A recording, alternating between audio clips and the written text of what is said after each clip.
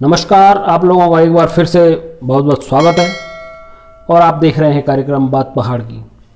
और आज मैं आपके साथ चर्चा करूंगा उत्तराखंड में बने देश के सबसे लंबे सिंगल लेन सस्पेंशन ब्रिज डोबरा चाटी पुल के बारे में। जी हाँ, 14 वर्षों के लंबे इंतजार के बाद आखिरकार टिहरी की जनता को एक खुशी नसीब हुई और देश के लिए एक बड़ी उपलब्धि हासिल हुई।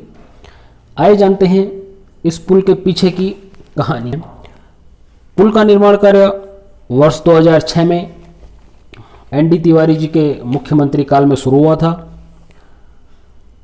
इसके लिए उस समय 89 करोड़ रुपए की धनराशि उन्होंने मंजूर करी और वर्ष 2010 के आते आते इसके निर्माण कार्य में बाधाएं आने लगी और निर्माण कार्य की जो लागत है वो बढ़ती चली गई।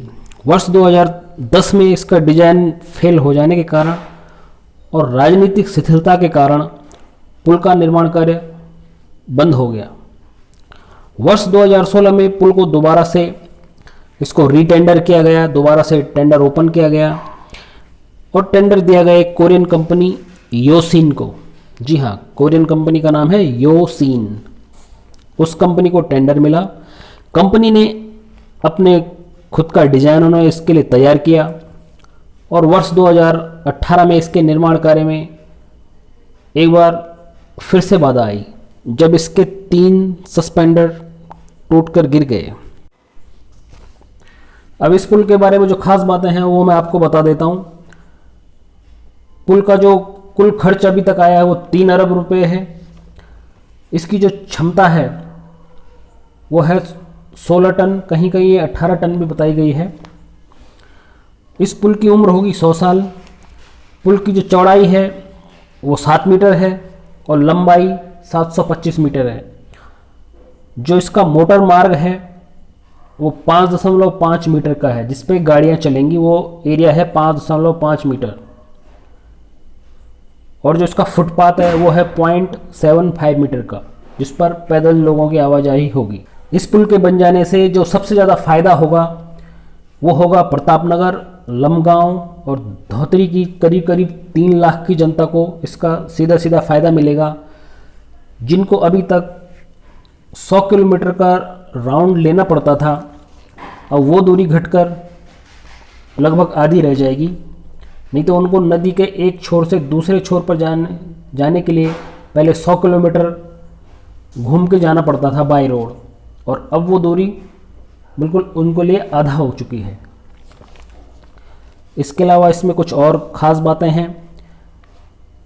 इस पुल को बहुत ज़्यादा खूबसूरत बनाने के लिए इस पर सरकार द्वारा एक ख़ास किस्म की लाइटिंग की गई है।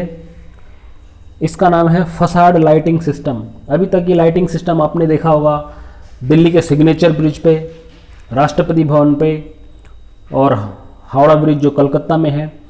अभी कुछ खास जगहों पर ये फसाड लाइटिंग सिस्टम लगा हुआ है और उत्तराखंड में ये फर्स्ट कोई ऐसा ब्रिज है जहां पर इस तरह का लाइटिंग सिस्टम लगाया गया है।